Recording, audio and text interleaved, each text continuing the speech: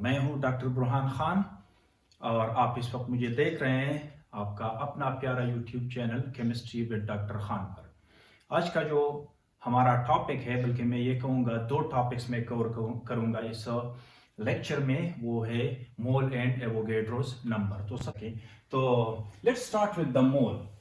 What is mole in chemistry? ठीक है, तो यहाँ मैं लिख रहा हूँ मोल का जो वर्ड है इसको, और इस पे बात करेंगे डिटेल में। आप सबको पता है, यू ऑल नो कि एलिमेंट्स जो है, एलिमेंट्स ये जब केमिकली कंबाइन करते हैं एक दूसरे के साथ, डिफरेंट एलिमेंट्स जब आपस में मिलते हैं और केमिकली मिलते हैं, यानी डिफरेंट, मैं पूरा नहीं लिख रहा, एलिमेंट्स जो है केमिकली रिएक्ट करते हैं एक दूसरे के, हमें जो रिजल्ट मिलेगा वो कंपाउंड्स होंगे। क्या? कंपाउंड्स बनते हैं। ठीक है, अब ये कंपाउंड्स दो तरह के होते हैं। एक तरह के कंपाउंड्स वो है जिसमें इन एलिमेंट्स के एटम्स ने आपस में इलेक्ट्रॉन्स शेयर किए और वो कंपाउंड बना, उसको हम कहते हैं कोवेलेंट कंपाउंड्स। उनका क्या नाम रखते हैं हम? Covalent compounds. ठीक है, एक और भी नाम है, मैं लिख रहा हूं यहां पे, या इनको हम मॉलिक्यूलर कंपाउंड्स कहते हैं। क्या कहते हैं? मॉलिक्यूलर कंपाउंड्स कहते हैं, क्योंकि ये मॉलिक्यूल्स से बने होते हैं। एक और तरह के कंपाउंड्स बनते हैं और इनको हम कहते हैं आयोनिक कंपाउंड्स। क्या कहते हैं? Ionic compounds. अब आयोनिक कंपाउंड के अंदर अगर हम देख ले तो ये दरअसल दो तरह के आयन से बने होते हैं। कितने आयन से? दो तरह के आयन होते हैं। एक है हमारा कैटायंस, यानी इसमें एक पॉजिटिवली चार्ज आयन होता है, इसको हम कैटायन कहते हैं, और एक को हम कहते हैं नेगेटिवली चार्ज जो आयन होता है उसको एनायन कहते हैं। ठीक है, अब वापस आते हैं एलिमेंट्स की तरफ। जब हम एलिमेंट्स की बात करते हैं तो एलिमेंट्स का सबसे छोटा जो पार्टिकल हम कंसीडर करते हैं उसको हम कहते हैं एटम। क्या कहते हैं? एटम। ठीक है, ये एटम जब मिलते हैं तो कंपाउंड बनता है। कंपाउंड अगर कोवेलेंट कंपाउंड है या मॉलिक्यूलर जिसको हम कहते हैं, तो इसके पार्टिकल को हम क्या कहेंगे? मैं एग्जांपल्स दे रहा हूं, वहां से बड़ा आसान हो जाएगा। इसके पार्टिकल्स को हम कहते हैं मॉलिक्यूल्स। क्या कहते हैं? मॉलिक्यूल्स कहते हैं। ठीक है, जो आयनिक कंपाउंड्स बनते हैं इनके पार्टिकल को, सिंगल एक यूनिट को, एक पार्टिकल को हम कहते हैं फार्मूला यूनिट। क्या कहते हैं? फार्मूला यूनिट कहते हैं। ठीक है, अब इसको अलग नाम से क्यों पुकारते हैं? क्योंकि मॉलिक्यूल बाय डेफिनेशन वो चीज होती है जो कि स्टेबल हो, जो कि एक सिंगल भी एग्जिस्ट कर सकता है। ये सिंगल एग्जिस्ट नहीं कर सकते। अगर एग्जिस्ट करता है यानी कंपाउंड, तो क्रिस्टल लैटिस में जाके ये स्टेबल होते हैं, सिंगल स्टेबल हो नहीं होते, इसलिए इनको हम अलग नाम देते हैं। तो फार्मूला यूनिट मॉलिक्यूल से डिफरेंट चीज है। ये आयनिक कंपाउंड्स के लिए यूज करते हैं और ये कोवेलेंट कंपाउंड या मॉलिक्यूलर कंपाउंड्स के लिए हम यूज करते हैं। एग्जांपल से और भी क्लियर हो जाएगा। अब इसके अंदर जो आयंस मौजूद है, चाहे वो कैटायन हो चाहे एनायन हो, इसको हम क्या कहेंगे? आयन कहेंगे। क्या कहेंगे इसको? आयन। आप सोच रहे होंगे कि सर ये क्यों करा रहे हैं मोल के अंडर? ठीक है, देखिए मैं इसलिए करा रहा हूं कि इसकी जरूरत है। Elements, atoms. ठीक है, अभी एग्जांपल है इनकी। जब हम मास की बात करते हैं तो फॉर एग्जांपल सोडियम को अगर किसी ने लिखा हुआ यूं कि Na is equal to 23 AMU। ठीक है, कैसे 23 AMU? इस पे मेरे पूरा 2 वीडियो लेक्चर्स बनाए हुए हैं, वो आप फॉलो करें तो पता चलेगा कि कैसे लोगों को पता चला कि सोडियम का एक एटम जो है 23 AMU के बराबर होता है। इसी तरह ऑक्सीजन का आप मिसाल ले लें, 16 AMU। एक और एग्जांपल ले लें, आयरन, इसका होता है 56 AMU। ठीक है, अब मॉलिक्यूल का एग्जांपल लेते हैं, जैसे H2O। किसी ने अगर H2O लिखा है और U लिखा है AMU, तो इसका क्या मतलब होगा? इसी तरह C6H12O6, ये ग्लूकोज है, ये ऊपर पानी का मॉलिक्यूल है, ये ग्लूकोज का मॉलिक्यूल है। ये कितने के बराबर होता है? 180 AMU का। आप एक और एग्जांपल ले लें, अमोनिया, ये होता है आपका 17 AMU के बराबर, ठीक है। इस तरह यहां से भी एक एग्जांपल उठा, ठीक है, पोटेशियम आयोडाइड, तो इसका होता है 166 AMU,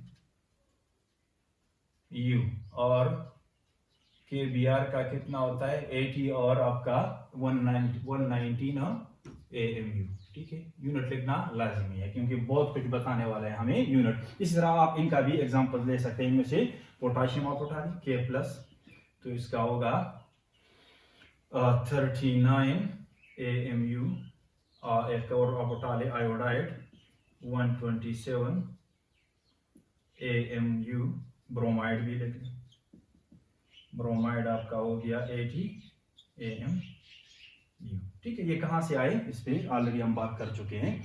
ये रिलेटिव एटॉमिक मासेस है, यहाँ तो एटॉमिक मास नहीं कह सकते, ठीक है। अब इनको मैं नाम दे रहा हूँ, इनके जो मासेस है इनको मैं नाम दे रहा हूँ। ये भाई एटम्स है, ये क्या है, एटम्स है, सारे क्या है एटम्स, और मास ऑफ सिंगल एटम को, यानी सबका सिंगल सिंगल एटम मैंने लिया हुआ है। AMU अगर लिखा है तो इसका मतलब है सिंगल एटम को मैंने कंसिडर किया हुआ है। तो इस मास को हम कहते हैं एटॉमिक मास। क्या कहते हैं, एटॉमिक मास।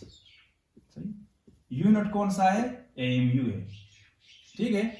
इसको क्या मास कहूंगा, ये एक एक मॉलिक्यूल के मास है, तो इसको हम कहते हैं मॉलिक्यूलर मास। क्या कहते हैं, मॉलिक्यूलर मास कहते हैं। इसको फार्मूला मास कहते हैं, क्योंकि इसको फार्मूला यूनिट कहते हैं। तो इससे जो मास होता है, इसका जो मास होता है उसको हम नाम देते हैं फार्मूला मास। ये कौन सा मास है, फार्मूला मास। इस तरह आयंस के मास को मैं क्या कहूंगा, आयनिक मास। आयनिक मास यानी एक आयन का मास, ठीक है। तो ये डिफरेंट मासेस है, लेकिन अगर आप देख ले तो इनके साथ यूनिट कौन सा है, AMU। ये भी AMU, जब AMU में दिया हो तो इसका मतलब होता है सिंगल एंटिटी का मास। ये है आपका AMU, इसके साथ यूनिट कौन सा है, ऊपर लिखा हुआ AMU, ठीक है।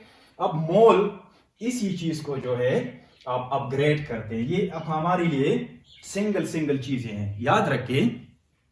जब हम प्रैक्टिकल केमिस्ट्री की तरफ आते हैं और चाहते हैं कि लैब में जाके कोई रिएक्शन करवाए, इन चीजों को आपस में लड़ाएं, तो इस स्केल पर हम नहीं कर सकते, क्योंकि ना तो आप सिंगल एटम को डील कर सकते हैं, इसका बड़ा बहुत छोटा होता है और इसका मास भी बहुत कम होता है। AMU यूनिट है, याद रखिए।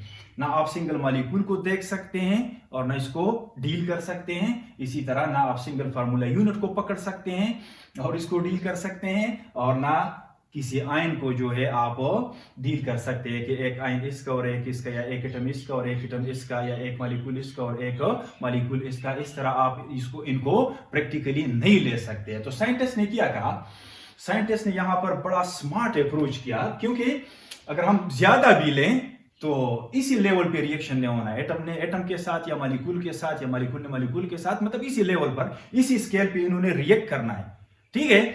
तो इन्होंने कहा कि अब हमने एक ऐसा तरीका ढूंढना है कि ये जो स्केल है ये भी डिस्टर्ब ना हो, और हम इसको इतना ले ताकि देख भी सके, मेजर भी कर सके और प्रैक्टिकली हैंडल भी कर सके। तो उन्होंने कुछ भी नहीं किया, एक चेंज किया यहां पे। उन्होंने कहा कि आप इस तरह कर ले, चाहे कोई चीज एटॉमिक फॉर्म में हो यानी उसका एटॉमिक मास हो, या कोई चीज मॉलिक्यूलर फॉर्म में हो उसका मॉलिक्यूलर मास हो, या फिर कोई चीज आयनिक हो, फार्मूला यूनिट हो, या कोई इंडिविजुअल आयन को आप कंसिडर कर रहे हैं, तो इनकी जो अपनी अपनी वैल्यूज आप देख लें, एक इसका वैल्यू होता है और साथ एक यूनिट है। तो इन्होंने कहा कि वैल्यूज को आपने नहीं चेंज करने, ताकि जो इसी स्केल पर स्टाइकोमेट्री है वो डिस्टर्ब ना हो। सिर्फ हमने इतना करना है कि AMU को हमने चेंज करना है। तो AMU की जगह अगर ये सारी चीजें, ये सारे मासेस आप ग्राम्स में ले लें, तो फिर इसको कहते हैं, वो जो मैंने ऊपर लिखा हुआ है मोल, इसको हम क्या नाम देंगे, मोल का नाम देंगे। तो मोल की डिफिनेशन के लिए सारा कुछ मैंने किया। अब मोल को मैं डिफाइन कर सकता हूं, कैसे डिफाइन करूंगा, यहां फिर से लिख रहा हूं। मोल क्या चीज है भाई, मैं समझ गया मोल क्या चीज है, ठीक है। तो ये क्वांटिटी को हम एक्सप्रेस करते हैं। क्वांटिटी आप ये आप देख लें, सिस्टम इंटरनेशनल में ये 7th यूनिट पर शामिल किया गया to measure quantity of matter, ठीक है। तो ये यूनिट है, और इसको डिफाइन कैसे करेंगे, बड़ा आसान है, बहुत इजी है। अब आपको समझ आई होगी सारी बातें। At the atomic mass, atomic mass, इसी तरह तरतीब में लिख ले मॉलिक्यूलर मास। ये डिपेंड करता है कि जो सब्सटेंस, ये सारे सब्सटेंसेस हैं, सब्सटेंस किस नेचर का है, इसके पार्टिकल्स का क्या नाम है, उस हिसाब से हम मास का भी नाम बताते हैं। तो दो, जो एटॉमिक मास है, आपका मॉलिक्यूलर मास है, या फिर फार्मूला मास है, या फिर आयनिक मास है, expressed या expressed in grams is called mole. 1 mole of that thing is called mole से मुराद 1 mole of that substance। ठीक है, बड़ा आसान है। कैसे किया हमने भाई? डिफरेंट मासेस है हमारे पास, कौन कौन से हैं? एटॉमिक मास,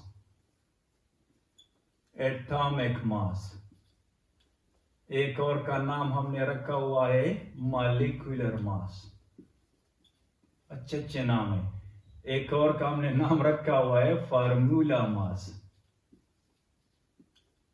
एक और का हमने नाम रखा हुआ है आयनिक मास। भाई यूनिट कौन से हैं? जब हम सिंगल की बात करते हैं तो यूनिट हम यूज करते हैं AMU, इसका भी AMU, इसका भी AMU, इसका भी AMU।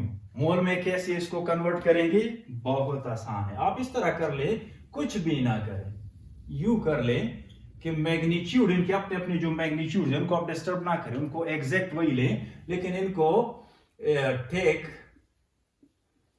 in grams instead of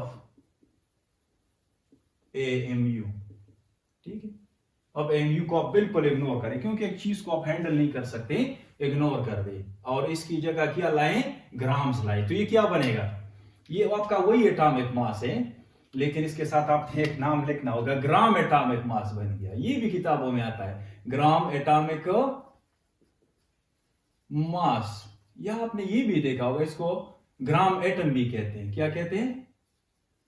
gram atom, ये भी आपने सुना होगा बुक्स में। तो ये सारी कंफ्यूजन अब दूर हो जाएंगी, सबके साथ एक ही तरह आपने डील करना है। इसको भी आपने वही करना है, इसको भी आपने एमयू हटाना है और एक्सप्रेस करना है अपने ग्राम्स में, इसको भी आपने ग्राम्स में एमयू की बजाय एक्सप्रेस करना है। तो अब इसके सबके साथ आपने ग्राम लिखना होगा, ग्राम मॉलिक्यूलर मास, इसको क्या कहते हैं फिर?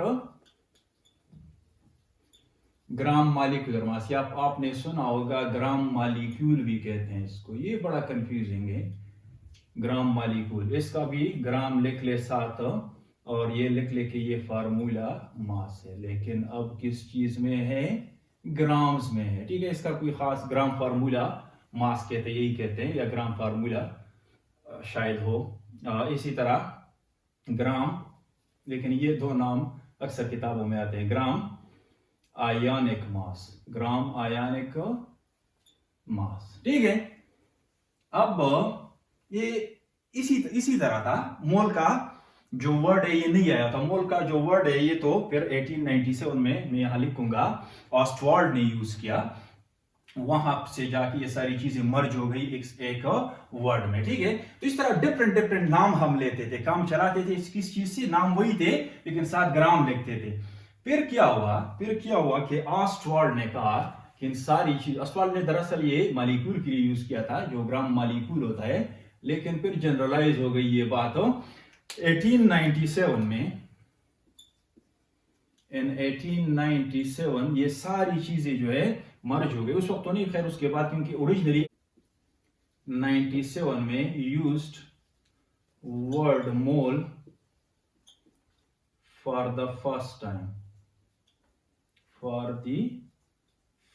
टाइम, और याद रखें कि ये मोल उन्होंने यूज नहीं किया था, उनका जो वर्ड था ओरिजिनल जर्मन में वो था ग्राम मॉलिक्यूल,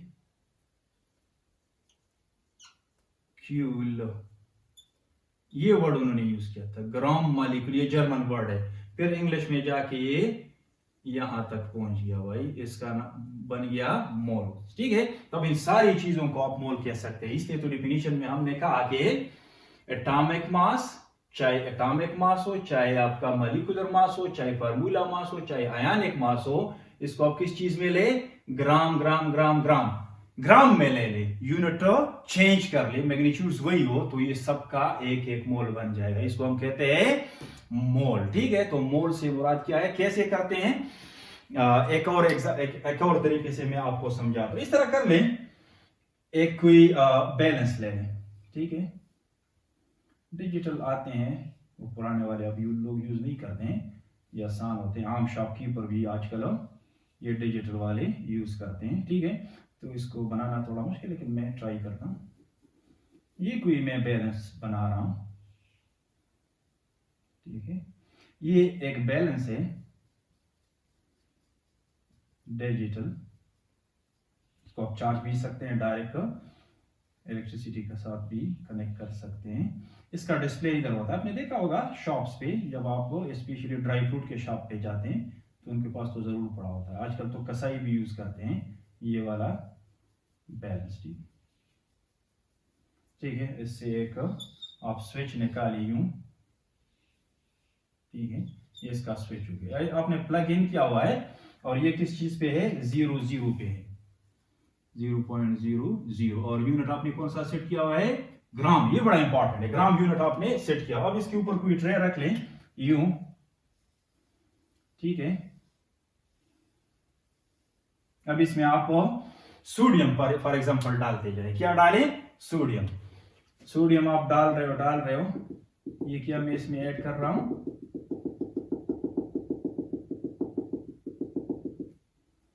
इसमें मैं सोडियम, ये चेंज होता जाएगा, 5 6 7 9 10 11 12 13 14 16, इस तरह आप बढ़ाते जाओ।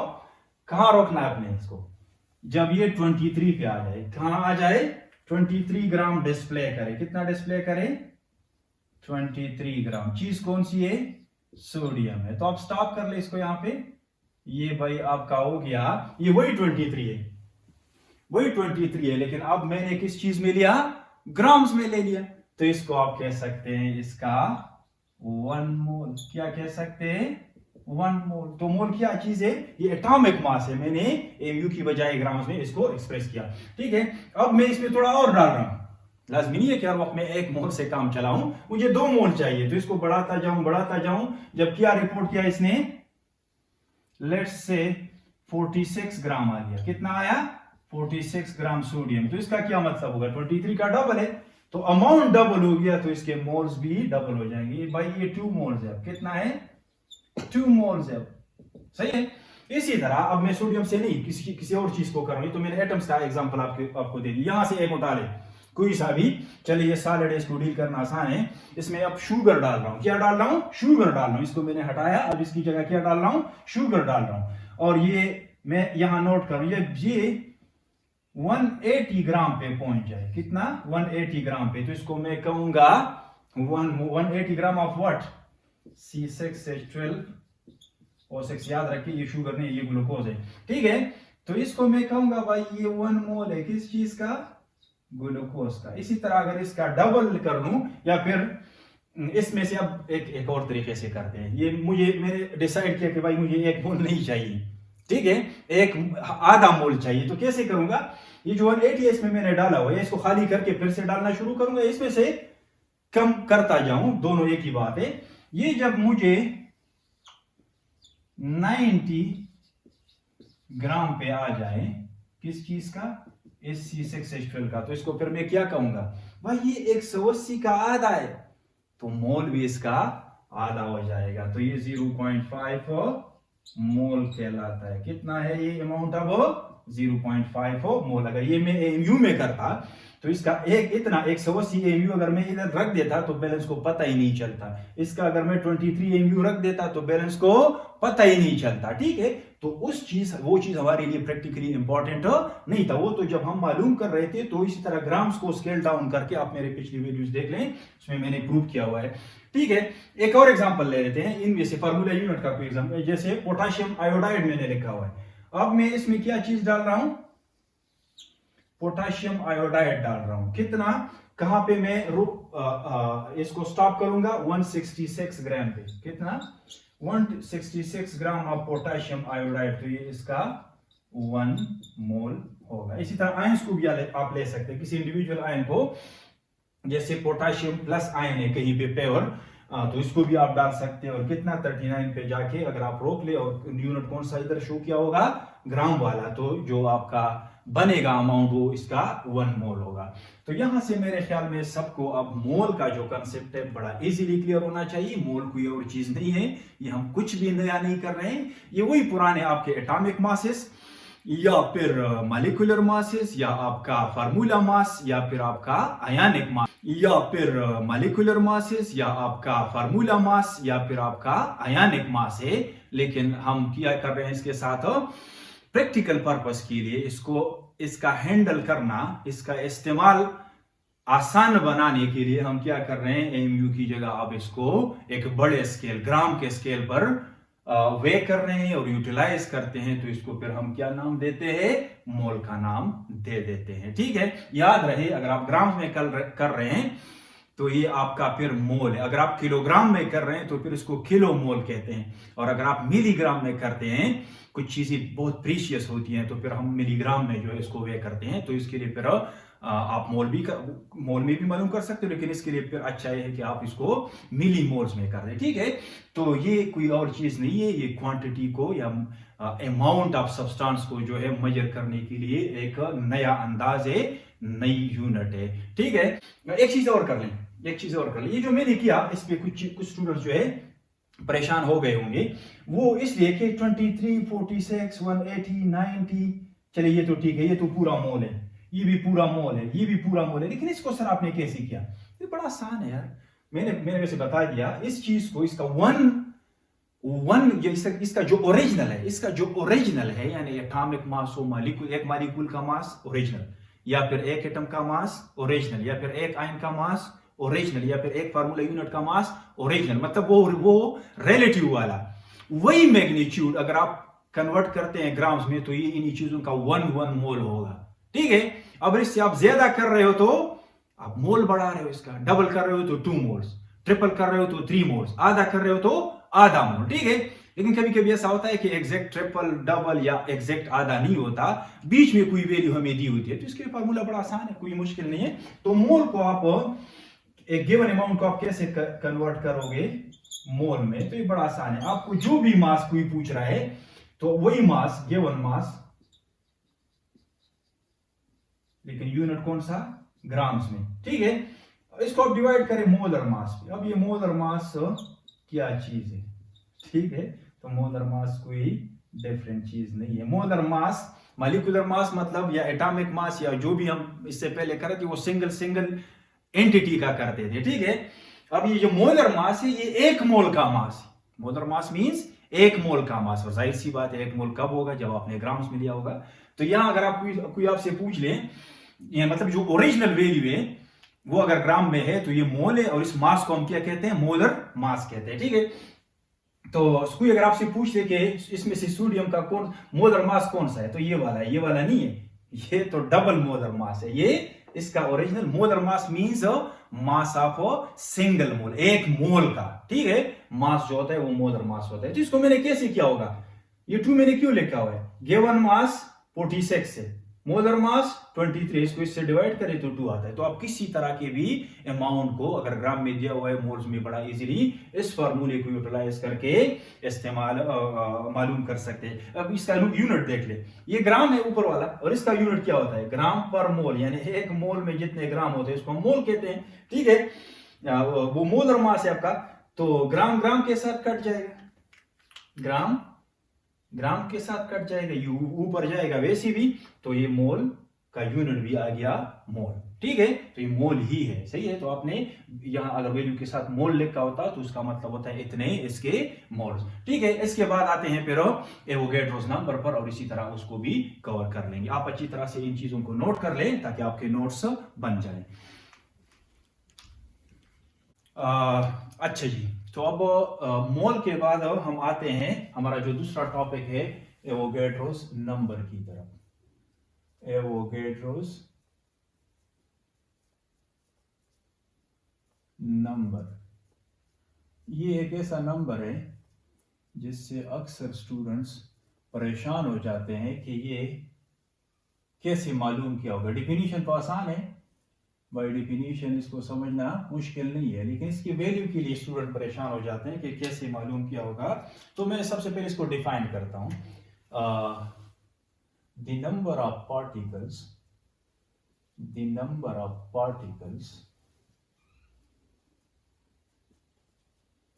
इन 1 मोल, वही मोल जो अभी अभी हमने डिफाइन किया, इन 1 mole of any substance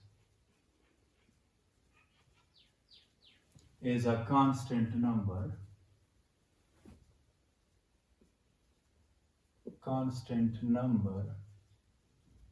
which is called Avogadro's number.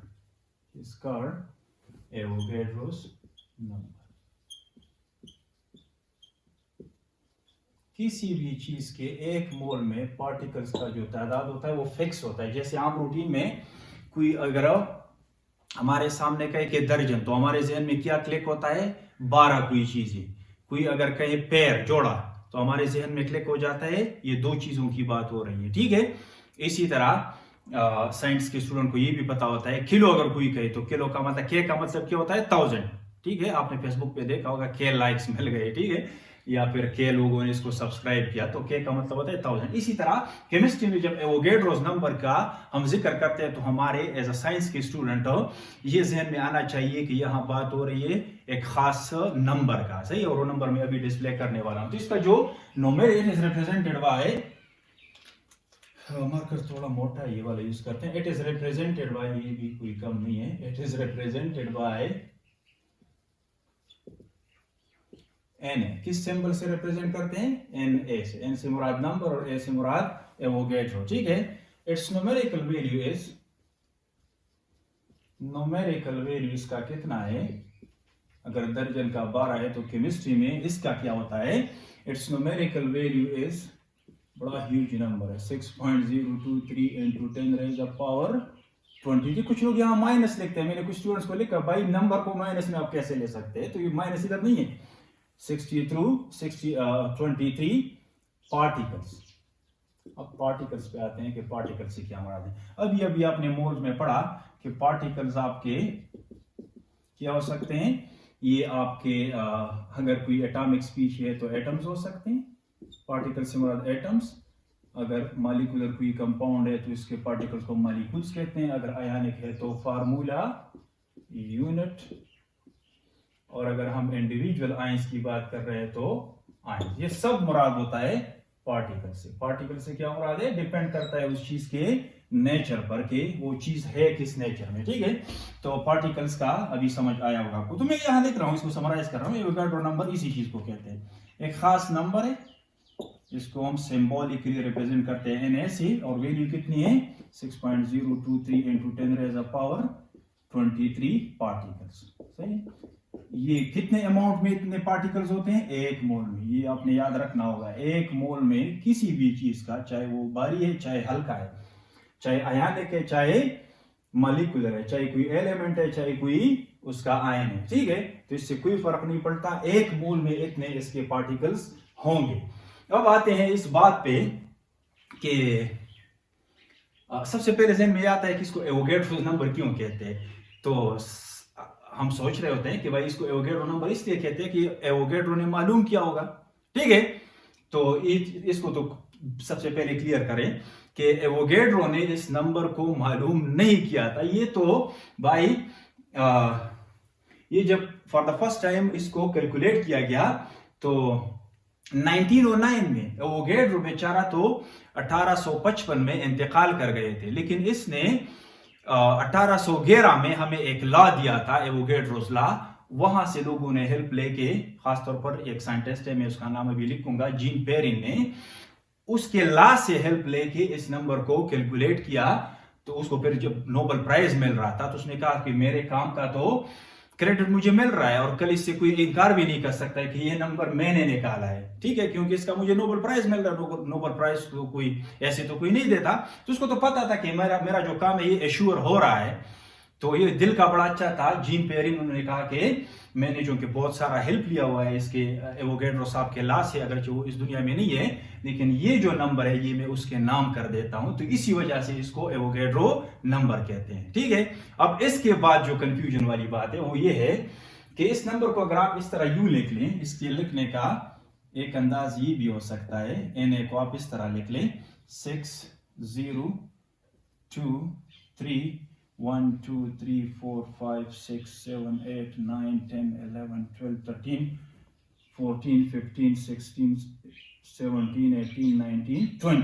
ये बड़ा ह्यूज नंबर है। यहां मैंने साइड में एक नोट लिखा हुआ है कि अगर आप इतने तगड़े हैं कि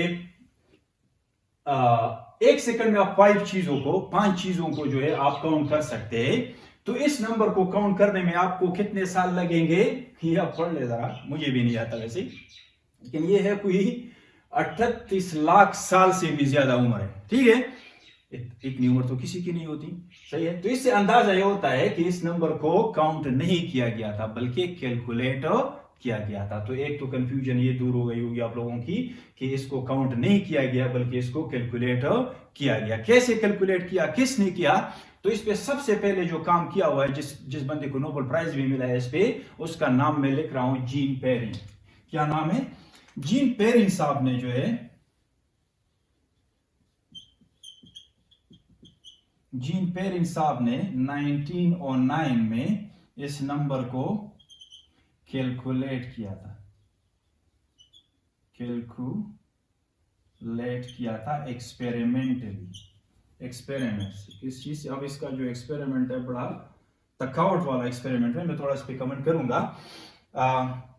एक्सपेरिमेंटली उन्होंने जो है इसको कैलकुलेट किया था। तो अगर आप देख ले बुक्स में लिखा होता है कि it's value was experimentally determined by Avogadro. आप अपनी फर्स्ट ईयर की बुक, ये जो हमारा निसाब है यहाँ का केपी का पाकिस्तान में, इसमें आप देख ले तो इसमें साफ साफ लिखा होता है कि it's experimental value was determined by Avogadro. तो ये साफ साफ झूठ है, ठीक है। एवोगैड्रो बेचारा के 100 साल बाद इस बंदे ने इस वैल्यू को निकाला था। उसका जो ला था और उसके मरने के कोई 50 साल बाद जो है, क्योंकि 1855 में वो इंतकाल कर गए ये एवोगैड्रो, और 1811 में इसने एक ला दिया था। तो वहां से अगर काउंट कर ले तो 100 साल, और इसके मरने के बाद अगर काउंट कर ले तो 50 और या फिर इससे थोड़ा बहुत कम। इतने गैप के बाद जो है जीन पेरिन ने इसकी वैल्यू को निकाला था। कैसे निकाला था? इसका एक्सपेरिमेंट शायद फर्स्ट ईयर के स्टूडेंट्स को, इवन ग्रेड 12 के स्टूडेंट को समझ ना आए, लेकिन मैं इस पे थोड़ी सी बात करूंगा इस पे, क्योंकि इसमें बहुत सारा कैलकुलेशन है। मास्टर्स के स्टूडेंट को समझना कोई मुश्किल काम नहीं होता, वहां पर डिटेल में बताते हैं मास्टर्स के स्टूडेंट्स को, लेकिन फर्स्ट ईयर और सेकंड ईयर के स्टूडेंट्स के लिए भी मैं एक इसके बाद फिर पेरिन के बाद जो है, और साइंटिस्ट ने बड़ा आसान तरीके से इसको निकाला हुआ है। तो वो जो मेथड्स है, एक उनमें से कोई एक में उठा के फर्स्ट ईयर और सेकंड ईयर के स्टूडेंट्स का तसल्ली कराऊंगा। लेकिन ये वाला जो मैं कर रहा हूं अगर ये समझ में नहीं आ रहा है तो कोई मसला नहीं है, ठीक है।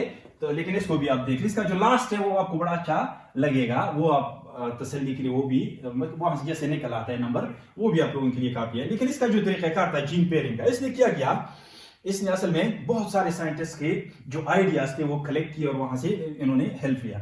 इसने इसका जो तरीकाकार था जीन पेरिन का, मैं बता रहा हूं, इसने दरअसल गैस के बारे में आइंस्टाइन का जो इक्वेशन था ब्राउनियन मोशन का, वहां गैस के मॉलिक्यूल्स को तो आप नहीं दे सकते, वो सारा थ्योरेटिकल है, और यहां काउंटिंग की बात हो रही है। तो इसने क्या कहा, इसने कहा कि ये जो गैस के ब्राउनियन मोशन का इक्वेशन है अपना आइंस्टाइन का, ये मैं यहां एक सिनेरियो बना रहा हूं, कोई कोलाइड बना रहा हूं, जिसमें मैं माइक्रोस्कोप के थ्रू पार्टिकल्स को देख सकूं और वो चीजें यहां अप्लाई करूं तो शायद कुछ मैं नंबर को कैलकुलेट कर सकूं। कैसे किया था उसने? तो मजे की बातें हैं, सुन ले वैसे।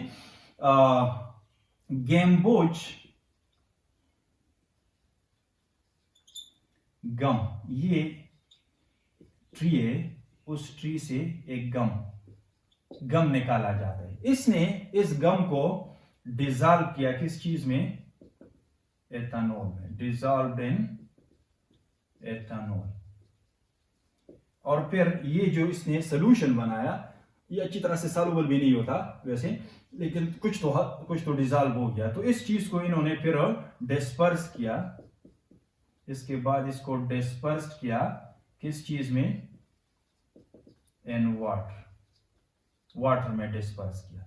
अब इससे क्या बना, कोलाइड बना। लेकिन ये कोलाइड इनिशियली इनको अच्छा नहीं लगा, क्योंकि इसमें कुछ पार्टिकल्स बड़े थे कुछ छोटे थे, इस गम के पार्टिकल्स कुछ छोटे थे कुछ बड़े थे। तो इसने क्या किया, इस साहब ने, वैसे जगह नहीं है मेरे पास, इसको ये जो जगह है इसके लिए मैं रिजर्व कर रहा हूं,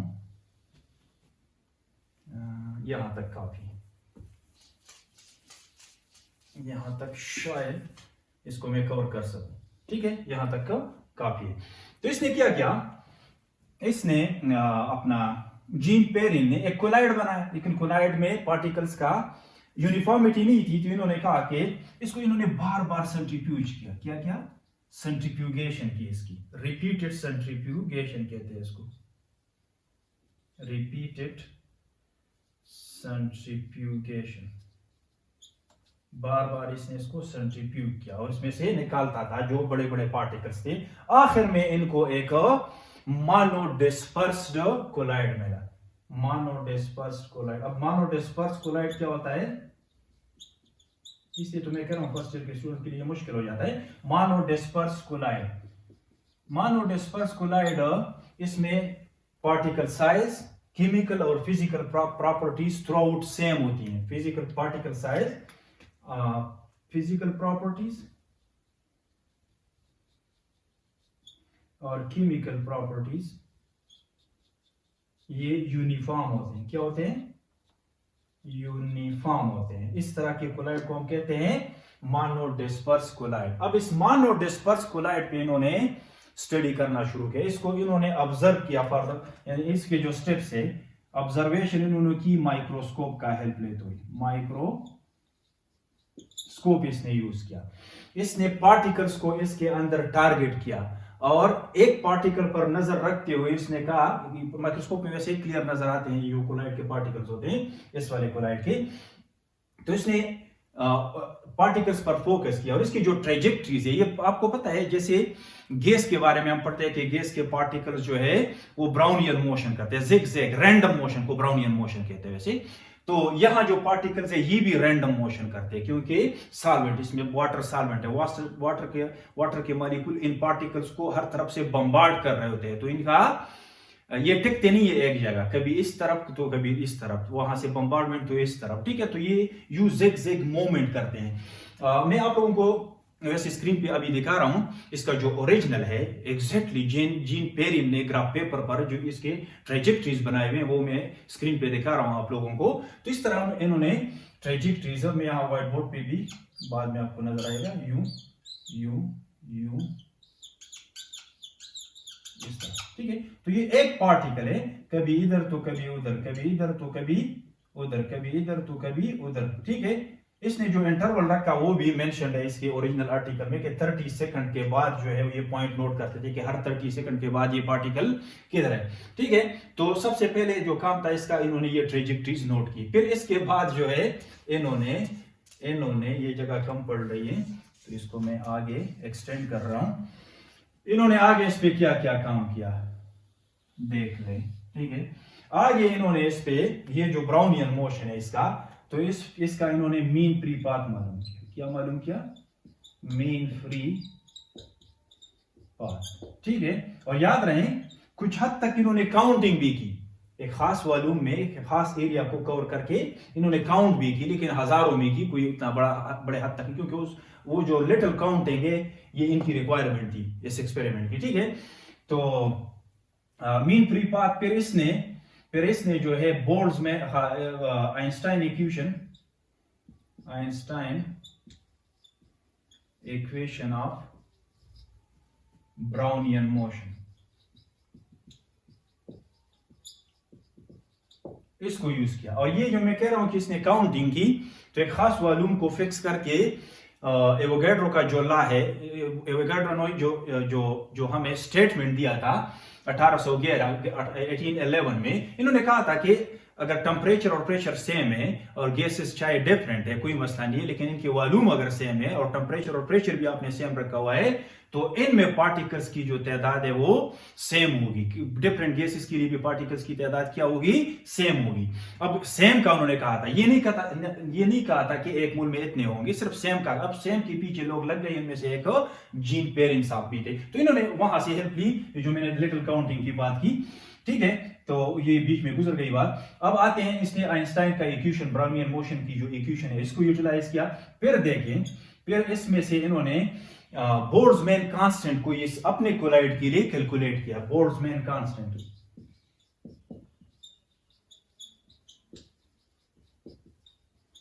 बोल्ट्जमैन कांस्टेंट क्या होता है, K B is equal to D 6 pi eta divided by 6 pi eta divided by temperature, जिस टेम्परेचर पर वो स्टडी कर रहे थे। अब इसमें के बी जो है ये बोल्ट्जमैन कांस्टेंट है। डी क्या है, डी जो है डिफ्यूजन कोएफिशिएंट है, डिफ्यूजन कोएफिशिएंट। इसमें जो ईटा है viscosity of the colloid, viscosity of colloid, ठीक है। टेम्परेचर तो टेम्परेचर हो गया। तो इस यहां से इन्होंने बोल्ट्जमैन कांस्टेंट जो है इसको कैलकुलेट किया अपने इस कोलाइड के लिए। फिर इसके बाद इसमें इन्होंने एक और चीज को इन्वॉल्व किया। याद रहे गैस लॉज और आइडियल गैस इक्वेशन उस वक्त तक पब्लिश हो चुका था, तो उसमें हम एक चीज यूज करते हैं, रियल गैस का, यूनिवर्सल गैस कांस्टेंट। अगर ये गैस नहीं है, कोलाइड है, लेकिन वहां की सारी चीज इन्होंने यहां पे एज्यूम की, ठीक है। यूनिवर्सल गैस कांस्टेंट आर, इसको भी इसने अपने एक्सपेरिमेंट का हिस्सा बनाया। तो यहां मैंने बहुत सारी चीजें जो है स्किप किए, सिर्फ इस बात पे आने के लिए ताकि आप लोगों का इसका जो एंडिंग है वो अच्छा लगे। क्योंकि फर्स्ट ईयर और सेकंड ईयर के स्टूडेंट्स के लिए मैं नहीं रिकमेंड कर रहा, मैं बिल्कुल रिकमेंड नहीं करता कि आप जीन पेयरिंग के एक्सपेरिमेंट को समझे। मास्टर्स के स्टूडेंट्स के लिए या बीएस के स्टूडेंट्स के लिए जाहिर सी बात है, वो तो फिर अथॉरिटी बनने वाले हैं आगे इस सब्जेक्ट में, तो उनको ये चीजें सीखनी होगी। लेकिन फर्स्ट ईयर और सेकंड ईयर यानी 11th और ग्रेड 12th के लिए मैं रिकमेंड नहीं कर रहा। जो मैं दूसरा तरीका कर रहा हूं या और भी सारे मेथड्स है वो आसान है, वो समझना मुश्किल नहीं है इनके लिए, ठीक है। तो आप देख लें आखिर में एंड में इनको क्या मिला, ये सारी चीजें कर करके इनको ये इक्वेशन मिल गया कि आर जो है, R इज इक्वल टू, ये इंपॉर्टेंट है वैसे, ये आपको अच्छा लगेगा क्लास फर्स्ट ईयर वालों को और सेकंड ईयर वालों को। R इज इक्वल टू के बी क्या है, Boltzmann constant into Na number, और उसी वक्त इन्होंने इसको Na से रिप्रेजेंट किया, एवोगैड्रो के नाम किया हुआ था, या बाद में किया होगा वी डोंट नो, लेकिन बस नंबर अगर आप लिख रहे हैं तो ए भी साथ लिख ले, कोई मसला नहीं है। ये फाइनल इक्वेशन इनको मिल गया, ठीक है। अब इसकी जो वैल्यूज है ये हमारे पास मौजूद है। आर की वैल्यू क्या है, आर आपका है, इधर लिख लूं, जगह कम है, इधर लिख ले, छोटा छोटा लिख लें। आर की जो वैल्यू है वो 8.314 जॉल पर मोल पर केल्विन है, ठीक है। इस यूनिट में उन्होंने इसको यूटिलाइज किया था। और ये जो आपका के बी है ये है 1.38 जॉल पर मोल। ये वैल्यूज आप उधर डालें तो इससे आप Na निकाल सकते हो। Na जो है आपका एवोगैड्रोस नंबर, ये किस चीज के बराबर हो जाएगा, R डिवाइडेड बाय के बी, ये नहीं जैसे नहीं, R डिवाइडेड बाय के बी, ठीक है। इसमें एक चीज हम भूल गए, मिस कर दिया हमने, ये 10 to 10 raise a power minus 23 joule पर मोल है। कितना है, जॉल पर मोल है। तो अब ये यहां नोट कर ले, अब ये वैल्यूज पुट कर ले। आर का क्या है 8.314 जॉल पर मोल पर केल्विन, ठीक है।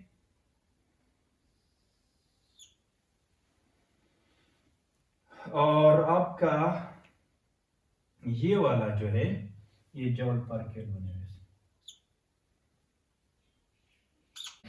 और ये आपका नीचे किस चीज का केबी का हम वैल्यू लिखेंगे तो ये 1.38 into 10 raise the power -23 joule per kelvin. ठीक है, तो आप देख लें जॉल कट जाएगा जॉल के साथ, ठीक है, जॉल के साथ, और आपका केल्विन कटेगा केल्विन के साथ, तो क्या बचा पर मोल बचा। अब इसको आप इससे डिवाइड कर ले तो यही नंबर आता है भाई, वो नंबर जिसका हमें तलाश था मिल गया 6.023 इंटू 10 रेज द पावर 23। अब माइनस नहीं होगा, ये ऊपर जाएगा तो 23, क्योंकि पार्टिकल्स की तादाद को आप माइनस में कैसे ले सकते हैं, तो ये 6.023 इंटू 10 रेज द पावर 23 पर मोल। आप देख ले यूनिट देख ले, पर मोल, यानी एक मोल में इतने पार्टिकल्स होते हैं पर मोल, पर मोल। ठीक है, तो ये वो नंबर है जो जीन पेरिंग साहब ने इस तरीके से कैलकुलेट किया था। तो कुछ भी अगर आपको इसमें से समझ नहीं आया, सिर्फ इतना नोट कर ले कि ये इक्वेशन है, जीन पेरिंग साहब इस इक्वेशन पर पहुंच गए थे और इन चीजों की वैल्यूज उनके पास थे, डिटरमाइन किए हुए थे उन्होंने, तो तब जाके उन्होंने सिंपल मैथमेटिक्स करके ये इस नंबर को निकाला। लेकिन एज अ होल इस एक्सपेरिमेंट को समझना मेरे ख्याल में मुश्किल है क्लास 11th और क्लास 12th के लिए, तो ये मैं रिकमेंड नहीं करूंगा जीन पेरिंग साहब का जो ओरिजिनल एक्सपेरिमेंट है, क्योंकि इसमें बहुत सारी चीजें मैंने स्किप कर दी, क्योंकि ये अलग कोई एक आध घंटा कम से कम 70-80 मिनट का लेक्चर इस पे बन सकता है। ठीक है, तो फिर हमारे पास वीडियो की टाइमिंग का मसला होता है, तो इसको मैं यहाँ स्टॉप कर रहा हूँ। ये तरीकाकार मैं रिकमेंड नहीं कर रहा, वैसे मैंने लिख लिया, आप लोगों की तसल्ली के लिए ये भी काफी है। ठीक है, कि कैसे आया होगा, तो सबसे पहले बात तो ये है कि इसको कैलकुलेट किया गया था। काउंटिंग इसमें जीन पेरिंग के केस में थोड़ा बहुत तो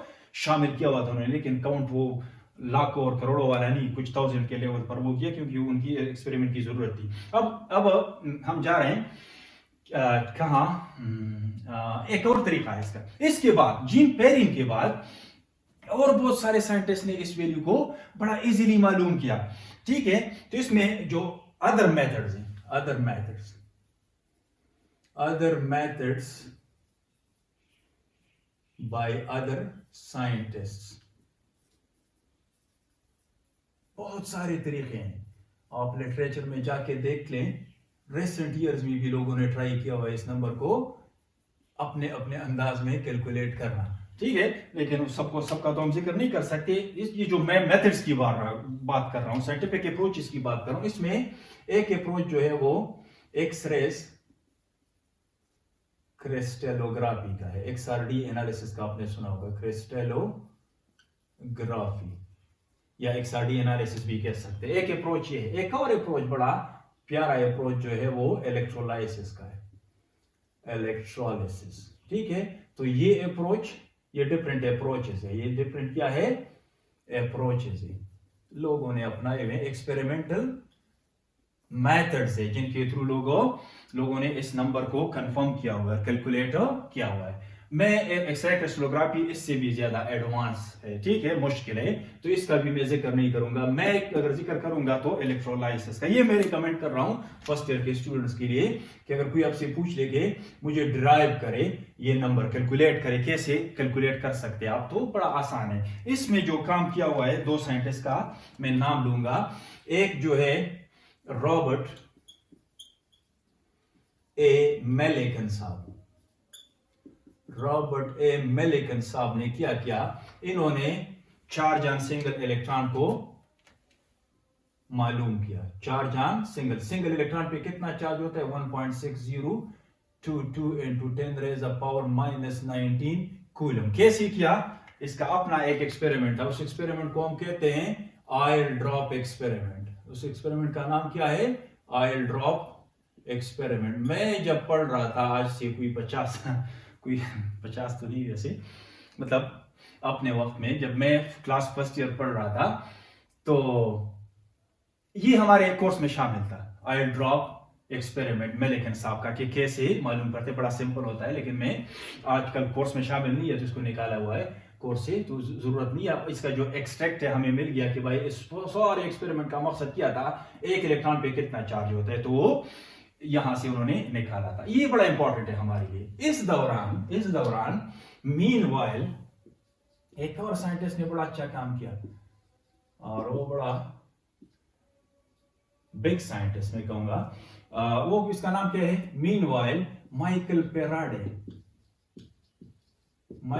फेराडे साहब ने, इन्होंने कहा, माइकल फेराडे साहब ने कहा, वैसे लॉज ऑफ इलेक्ट्रोलाइसिस ये इनके साथ है, लॉज ऑफ इलेक्ट्रोलाइसिस भी कह सकते हैं, इलेक्ट्रोलाइसिस भी कह सकते हैं, ये पेश किए इन्होंने इस दौरान, सही है।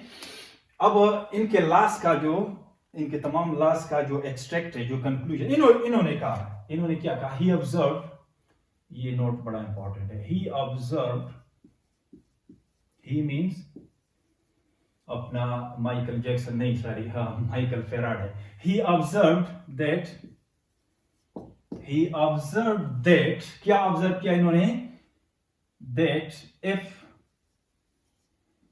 we take 1 mole of a substance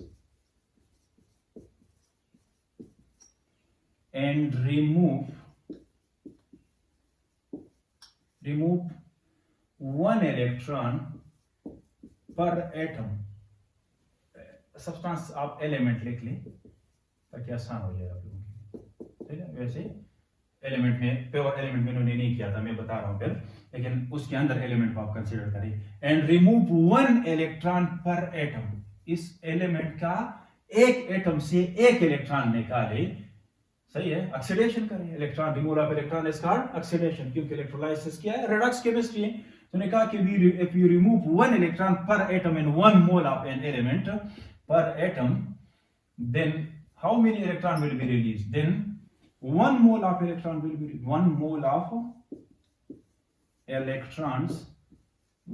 be released there. See? अब ये जो 1 मोल इलेक्ट्रॉन जा रहे हैं, इसका इन्होंने चार्ज मालूम किया, he determined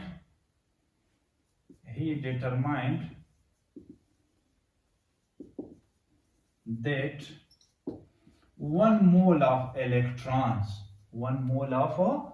electrons carry a charge of, ये इस फिगर को आपने याद रखना है, 96,500 कूलम्स, सही। 1 मोल इलेक्ट्रॉन कितना चार्ज कैरी करते हैं, 96,500 कूलम्स। इसको समझने के लिए जो मैंने स्टेटमेंट लिखा हुआ है, इसको समझने के लिए आप एक आसान तरीका अपनाएं। लेट्स से 1 मोल में इसमें सोडियम दे रहा हूं, क्या है, सोडियम, ऐसे समझाने के लिए 23 ग्राम सोडियम है, सही है। अब मुझे पता नहीं इसमें पार्टिकल्स कितने हैं, लेकिन ग्राम्स का तो पता है कि एटम्स कितने हैं, ये मुझे पता नहीं, लेकिन ग्राम्स का तो पता है कितने ग्राम्स में स्केल पे ले सकता हूं। ये बाई 1 मोल है, क्योंकि मोल को तो अभी हमने पढ़ा, ये 1 मोल है सोडियम का। तो इन्होंने कहा कि इसके अंदर जितनी भी एटम्स है, हमें पता नहीं है कितने हैं, लेकिन जितने भी एटम्स है, अब सोडियम का की केमिस्ट्री का तो हमें पता है, एक सोडियम कितने इलेक्ट्रॉन दे सकता है, 1 इलेक्ट्रॉन दे सकता है स्टेबल होने के लिए, ठीक है। तो इन सब में से अगर आप एक इलेक्ट्रॉन निकाले, क्या निकाले, पर एटम इलेक्ट्रॉन, 1 इलेक्ट्रॉन पर एटम, इलेक्ट्रॉन पर एटम निकाले, 1 इलेक्ट्रॉन पर एटम निकाले, तो यहां से जुलूस के शक्ल में कितने इलेक्ट्रॉन जाएंगे भाई, 1 मोल एटम है तो कितने इलेक्ट्रॉन जाएंगे, 1 मोल ऑफ इलेक्ट्रॉन्स यहां से रैली के शक्ल में निकलेंगे, ठीक है। अब इन्होंने ये 1 मोल ऑफ इलेक्ट्रॉन्स का जो चार्ज मालूम किया था, वो उनके मुताबिक कितना था, इतना था। जब 1 मोल इलेक्ट्रॉन के चार्ज को आप कैलकुलेट करते हैं तो 96,500 कूलम चार्ज होता है। इसी चीज को उन्होंने 1 फेराडे भी कहा, 1 फेराडे ये यूनिट है इलेक्ट्रोलाइसिस में यूज करते हैं हम, तो 96,500 यानी 1 मोल इलेक्ट्रॉन के चार्ज को हम 1 फेराडे कहते हैं। उसकी वैल्यू कितनी होती है कूलम्स में, 96,500। तो ये भी नॉलेज के लिए अच्छा है आप लोगों की, को मैंने इसलिए कहा कि ये इसको भी याद रखें कि इसको 1 फेराडे कहते हैं, लेकिन याद ना भी रखें तो जरूरत नहीं है। यहाँ आप देख ले, ये तो समझाने के लिए मैंने ऐसा किया। वैसे सोडियम में नहीं किया होगा उन्होंने, एक सोडियम का इलेक्ट्रोलाइसिस अकेले हम नहीं कर सकते। लेट्स से NaCl का उन्होंने किया होगा, सही है। तो NaCl 1 मोल अगर उसने लिया है तो 58.5 ग्राम लिया होगा। 58.5 में सोडियम कितना है, 23 ग्राम है। तो वहां से उन्होंने इस तरह से कैलकुलेट किया कि इसकी जो इलेक्ट्रॉन है इलेक्ट्रॉन जब ये वापस क्लोरीन से ये एक इलेक्ट्रॉन उसने बिजली के थ्रू जो है लिया, तो कितने लेते हैं ये थोड़ा रिवर्स हो जाएगा। अगर सोडियम क्लोराइड में आप कंसिडर कर रहे हैं तो एक सोडियम के लिए कितने इलेक्ट्रॉन आएंगे इस 1 मोल सोडियम को सेटिस्फाई करने के लिए, ताकि ये फिर से अपना वो वाला इलेक्ट्रॉन जो क्लोरीन ने से सोडियम क्लोराइड के दौरान लिया हुआ था बिजली के थ्रू हम उससे ले लें और इसको दे दें, ताकि मेटालिक सोडियम वापस हमें मिल जाए। कहाँ मिलेगा ये बाद में इलेक्ट्रोलाइसिस का जो चैप्टर है कौन से क्या तौर पे आएगा वह सारा क्लियर हो जाएगा। लेकिन इन सब चीजों की कोई जरूरत नहीं है, मैं सिंपल बताने वाला हूं आपको कि इनके एक्सपेरिमेंट से ये पता चला कि एक मोल इलेक्ट्रॉन का चार्ज कितना होता है 94,500। बस ये मेरे लिए काफी है, ठीक है। अब मैं ज्यादा इसको मुश्किल नहीं बनाना चाह रहा हूं आप लोगों के लिए। अब आ जाए बड़ा आसान हो जाएगा। दो चीजें हमारे पास आ गई, एक ये है कि एक सिंगल इलेक्ट्रॉन का चार्ज कितना है, इतना है, और टोटल चार्ज मेरे पास इतना है। तो इसको आसान बनाने बड़ा इजी है, बहुत आसान है। इसको भी आप इस तरह लिख लें, यहां ऐसे लिख ले तो बड़ा अच्छा हो जाएगा, ऐसी कि 96,500 कूलम जो है ये 1 मोल इलेक्ट्रॉन के बराबर है। कितने इलेक्ट्रॉन्स के बराबर है? 1 मोल इलेक्ट्रॉन के बराबर है ये चार्ज। अब बड़ा सिंपल इक्वेशन है। इसमें अगर एक, मुझे तादाद मालूम नहीं है, लेकिन एक का चार्ज कितना है, इतना है, सही है, एक का मुझे मालूम है। और टोटल यहां से जो चार्ज है, टोटल यहां इसका जो चार्ज बनता है, इसके अंदर 1 मोल इलेक्ट्रॉन जो ट्रांसफरेबल इलेक्ट्रॉन है उसका चार्ज बनता है 96,500। यानी एक एटम के ऊपर एक इलेक्ट्रॉन का हमने बात कंफर्म की हुई है। तो टोटल ये 1 मोल है। अब इसके अंदर जो नंबर ऑफ पार्टिकल्स है, कितने एटम्स होंगे, इसको निकालना कोई मुश्किल काम है, बड़ा आसान है। इस तरह कर ले, मैं रेड से कर रहा हूं वैसे ताकि क्लियर हो जाए। इसको आप यू ट्रांसलेट करें, 1.6022 into 10 raised power minus 19, बड़ा आसान हो जाएगा, 19 कूलम चार्ज जब कहीं पड़ा हो या कहीं मूव कर रहा हो तो इसका मतलब होता है 1 इलेक्ट्रॉन। क्या? 1 इलेक्ट्रॉन। अब इतना सारा चार्ज जा रहा है कहीं वायर में या इलेक्ट्रोलाइटिक सेल में, तो इसमें कितने इलेक्ट्रॉन होंगे? क्रॉस मल्टीप्लीकेशन है, 96,500 कूलम। ये मुझे पता है कितने, 1 मोल का चार्ज है, 1 मोल इलेक्ट्रॉन, लेकिन मुझे पता नहीं है कि ये टोटल इलेक्ट्रॉन कितने हैं। तो ये तो मुझे पता है कि इतने चार्ज को मैं 1 इलेक्ट्रॉन कहता हूं, तो इतने कूलम, इतने चार्ज को कितने इलेक्ट्रॉन कहूंगा? x।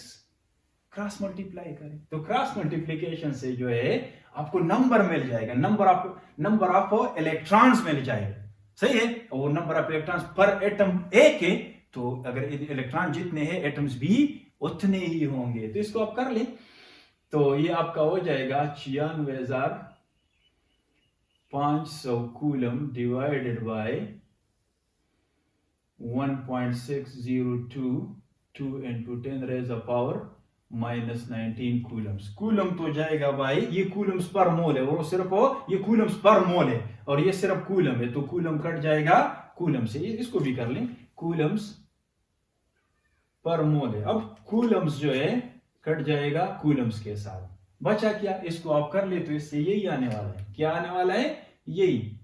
मैं यहां से थोड़ा लिख लूं, कुछ स्टूडेंट्स इसमें भी कंफ्यूज हो जाते हैं। इसको अगर आप इसके डिवाइड कर ले तो ये 6229 into 10 raised power minus 19 आता है पर मोल। अब डेसिमल पॉइंट आपका किधर है?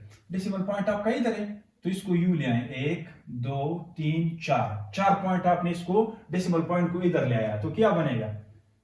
6.022, सही है। 229 है, तो 9 को भी आप राउंड अप कर लें ताकि ओरिजिनल फिगर आ जाए। 23 into 10 raised power minus 19, और इस फिगर को मैंने डेसिमल को मैंने मूव किया तो -19 और -4 कितना बन जाता है? नहीं, ये माइनस नहीं होगा, अल्लाह, माइनस बिल्कुल भी नहीं, क्योंकि -19 को मैं ऊपर ले गया तो ये +19 हो गया, सही है। और इसको मैं घटा रहा हूं तो वहां बढ़ाऊंगा, सही है।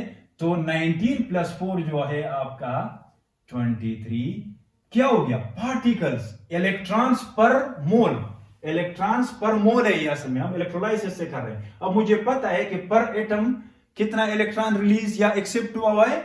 1 इलेक्ट्रॉन।